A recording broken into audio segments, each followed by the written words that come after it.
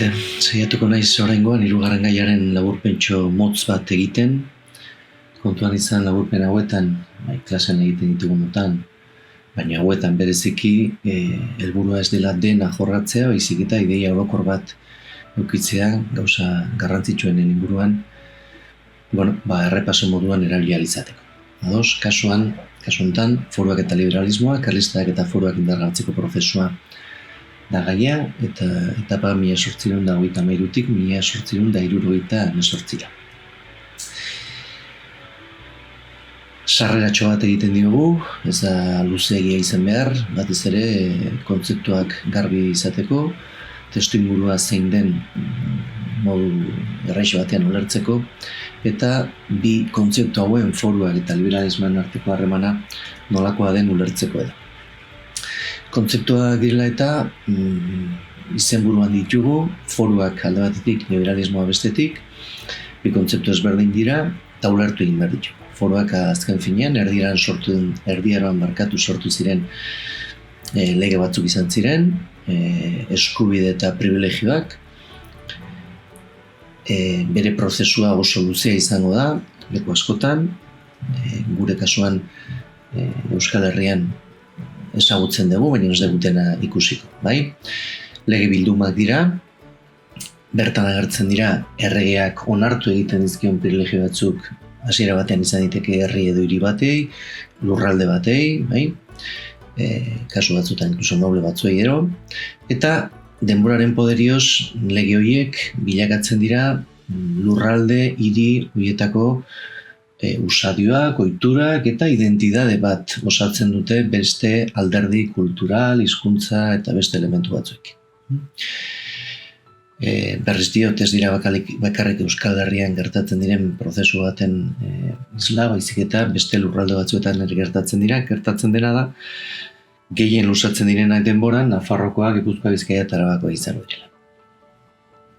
Liberalismoa berriz, aipatu izan ditugu beste gai batzutan, errepasatzen dugu hala ere, 18. mendetik aurrera ilustrazioak bultzatuta sortzen den mugimendu kultural, politiko, filosofiko, ekonomiko izango da. Espainiara beranduago etortzen da, 19. mendean zehar sartzen da indarrez, batez ere Frantziako iraultzaren ondorioz eta Napoleonen inbasioaren ondorioz, eta printzipioak behin da berriz aipatu ditu. Askatasun pertsonala, jabetza pribatua, sufragioa, hasiera batean zensitario, gerora unibertsala, errepresentatibidadea gobernu ordezkatzeko, hauteskunde egin bidez, ekonomian propietate pribatuaren zaintza estatuaren aldetik eta lehia ekonomiko askea, hori momentu ezberdinetan liberalismo konservadoreak murriztu egingo du, botere banaketa, goratzen duzue, botere legegilea, betearazlea eta judiziala, soberania ez da izango ja erregearena edo bakarrik ez erregearena, baizik eta edo konpartitua edo hiritarrena, nazioarena izango da. Eta nolabait edo hori guztia jasotzen da lege goren batean konstituzioa izana hartzen duna eta Europa osoan zehar zabalduko direnak garai honetatik aurrea. Bi hauen arteko kompatibilitatea existitzen da, baina zaila da gertatzen. Ze liberalismoaren oinarri horietan, aipatu ditugun askatasun hortan, berdintasun hortan, gehitu egin behar da, homogenizazio prozesu bat bultzatzen duna, normalean estatu horietan, askotan zentralista izango dena, batez ere ideologia liberal batzuen barruan, eta horrek talka egingo du behin da berriz foruek dituzten ezaugarri horiekin. Testu ingurua aipatu behar da, da garai bat oso gatazkatsua, zurrumila handiko garaia, adierazten dugunez, aldaketa politiko ugari egongo dira, gogoratu aurretiko gaian ikusi ditugun 37ko, 45ko, 78ko, 74ko, gatazka horiek, konstituzio berriak, estatu golpeak, liberalismoa esartzeko prozesu hori, Fernando Zazpigarrena hiltzen denetik, aurretik ere 1800ko konstituzioan, gatazkatsua da, arazo asko ekarriko ditu, eta tensio ugari. Gatazka horiek bilakatzen dira gatazka zibilak, gehien ezagunak diren, hiru gerra karlistetan. Lehenengoa 1893an hasita, esaten genuen Fernando Zazpigarren heriotzaren ondoren, eta azkena hirugarren horren amaiera 1876 urtean eragin handikoa izango dela, precisamente foruen amaierarekin edo foruak ezabatzearekin amaituko delako. Hor ere, komenigarria da aipatzea, ze erregina orde izan ditugu, kokatzen baldin bagera, esan dugun garai hontan, Maria Cristina izango da, lehenengo erregina orde, bere alaba Isabel oso gaztea delako, Espartero ere, politika liberal progresistagoa esarri nahian, arrakasta gutxiz, Isabel igarrenaren erresuma garai hori esaten duguna luzeagoa dela, eta bai ja esartzen dula modu finko batean, erregimen liberala izango dena, naiz eta aldaketa handiak izango dituen, krisi potente batean amaituko du, 6 urteko liberalean, saiakera berri batean beste monarkia mota bat konstituzionalagoa, demokratikoagoa esartzen Amadeurekin, ez du arrakastarik izango dituen arazo pilagatik, eta lehenengo errepublika iristen da, gogoratzen ez duenez, aipatu beharko genuken, oso gatazkatsua dela, urte bakar bat irauten dula, aldaketa ugarikin, eta frakaso gutxa dela, eta berrezarkuntzarekin edo berrestaurazioarekin amaitzen dela. Borboien bueltarekin, Alfontso Amabigarrenarekin. Garai guzti hau, eta hurrengo urteak ere, izango dira garai mugituak alderdi ekonomiko, sozial eta politikoetan.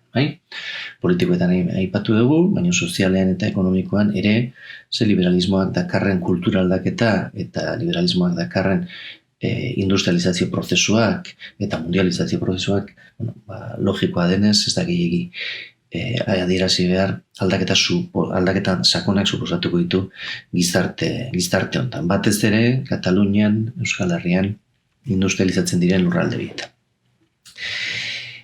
Bi hauen arteko harremana, aipatu dugu, tensio ikaragarria du, bai? Eta politikan, Espainiako politikan egunerokoan eragin handikoa izango da.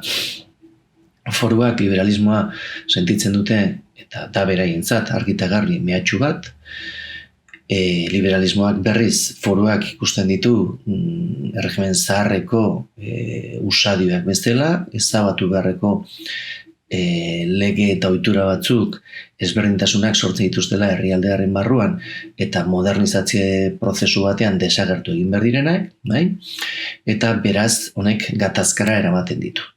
Horiek ekarriko dute karlistadak, bai izango dira gerra bat ea erregean orden, Isabel a Don Carlos, baina ere funtsian izango dira estatu berri baten eta estatu zahar baten arteko lehia. Ideologia, filosofia ezberdinen arteko lehia. Eramango duna foruen indargabetza prozesu hortara. Ezinbestean aldaketa sakonak jasango dituen planteamenduak.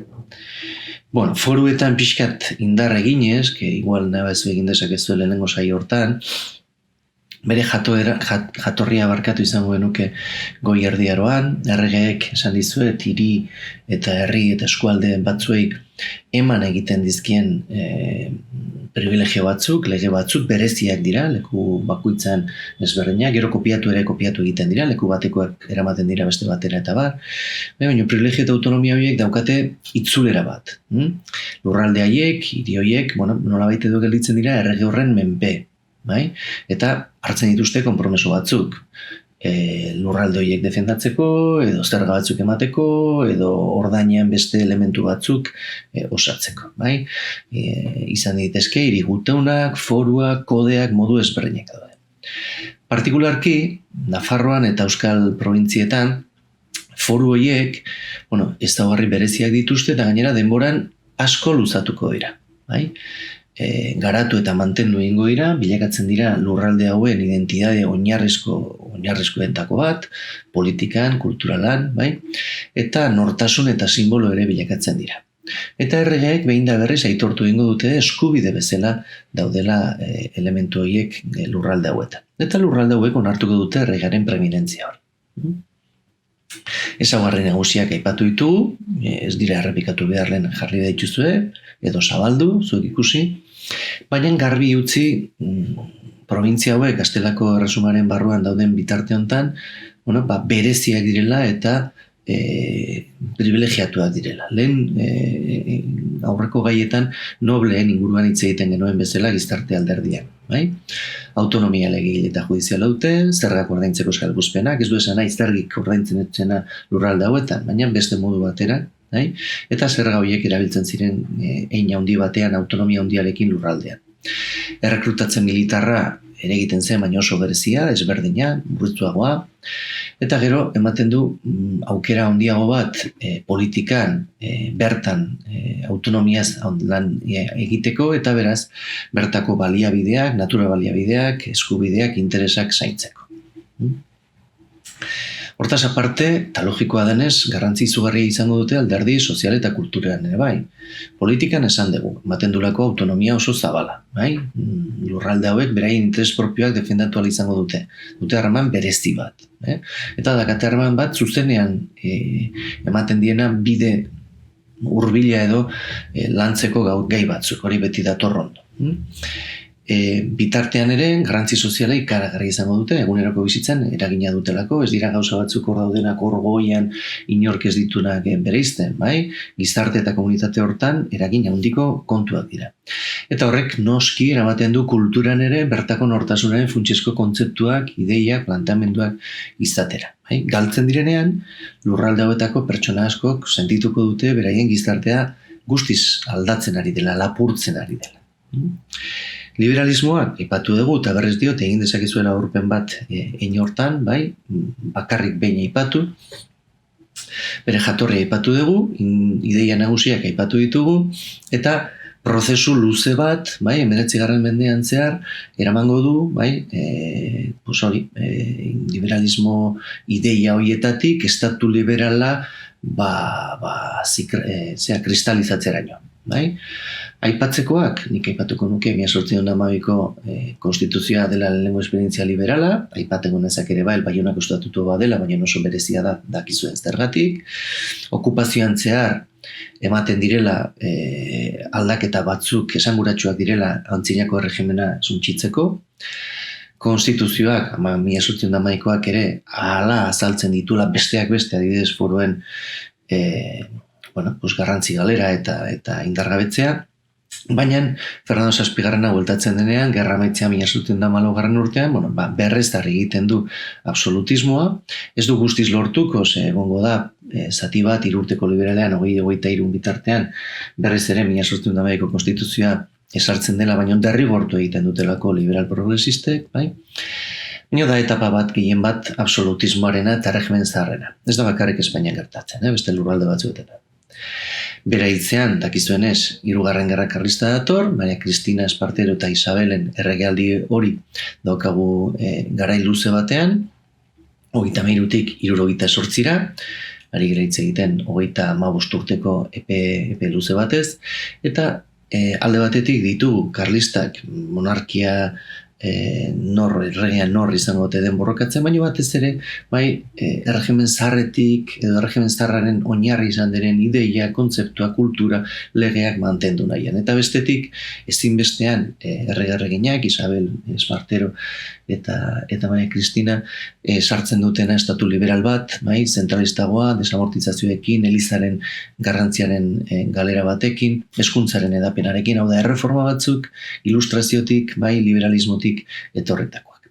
78an 6 urteko liberalaren etortze horrekin eta errepublikarekin izango da puntu gorena hortan, erreforma puntu gorena, baina badakigu iraultza honek eragin gutxi izango dula, gutxi irauten duelako. Espainia ez dago oraindik prest halako egoera baterako eta oraindik ere indar gehienak konservadoreak dira hori baino.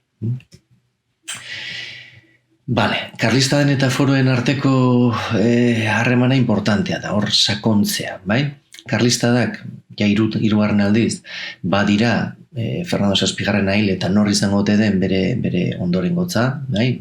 Nor izango den erregina ondoren, eztabaida dinastikoa dago beraz, baina funtsean da absolutismoa, liberalismoan aurkako gatazka bat. Eta hor, talde batzuk, foralistak, bai?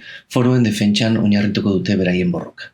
Ez dira inbeste Don Carlosen alde egongo, Don Carlosek suposatzen delako errege bikain bat edo, baizik eta Don Carlosek defendatzen ditulako beraren interesak. Eta beraz, karlistetako zutabeetako bat izango da, precisamente balio tradizionalisten zainketa, Eliza katolikoaren oinarrizko balioen zainketa eta presentzia, aintzinako erregimenaren balioak, eta foru eskualde hauetan, beraien nortasun, legeak, autonomiaren defentsa bat.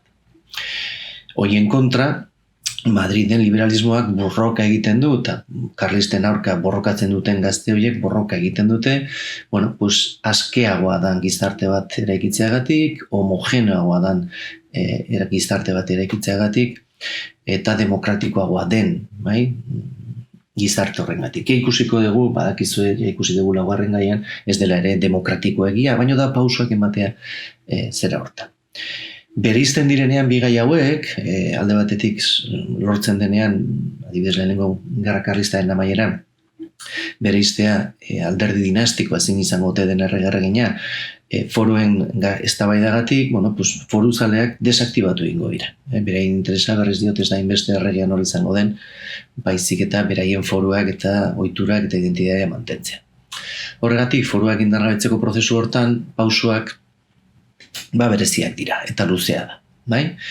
Liberalen helburua izango litzateke homogenizatzea, modernizatzea, zentralizatzea, aipatu dugu, eta prozesu luze hortan, esan ditugun etapa hontan dauden legez berdinak, pixkanaka doaz igatzen, doaz mosten, doaz kentzen, foruek dituzten hainbat ezaugarri. Lehenengo kolpea izango da 1808ko konstituzioa, gutxi irauten du, badakigu zergatik, esan dugu.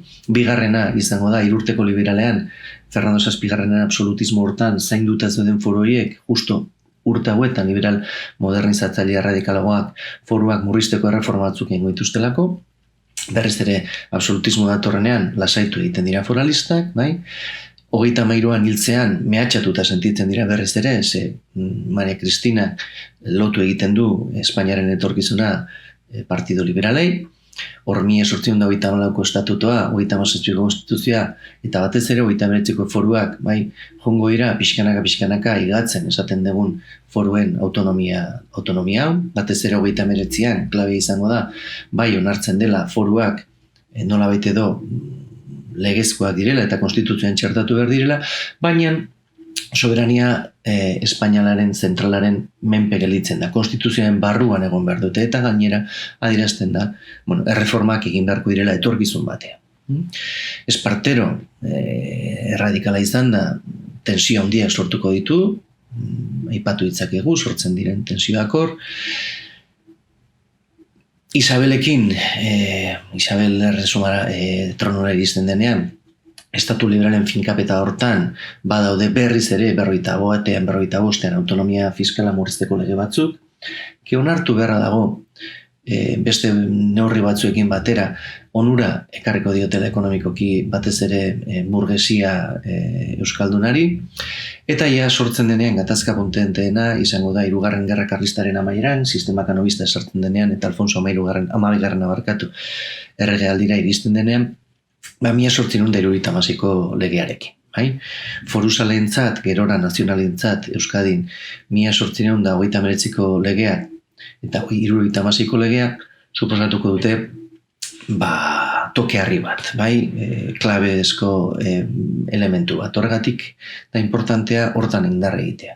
1989an eta 1976ko legeetan aurkitzen dugu nazionalistek traizioa deituko duten prozesu bat. 1889an onartu egiten dira foruak, esaten dugu, Euskal Probintzia Nafarroako foruak aitortu egingo dira, gerra amaitzea albideratzen du honek, erabiltzen den estrategia da foralistak desaktibatzeko,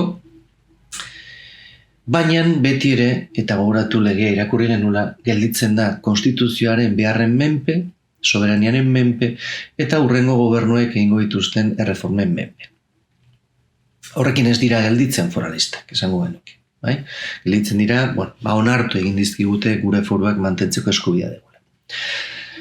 Ikusi dugun bezala, igatzen doaz foru horiek lege ezberdinekin, baina 1976an, lege klabe bat, traizio absolututzat hartuko dutena foralistek, Hirugarren Gerra Karlista amaitzean eta ja estatu liberala inposatzen denean bere nagusitasunak eta ezagutzen dugun berresarkuntzaren gobernu hori esartzean Kanobasekin.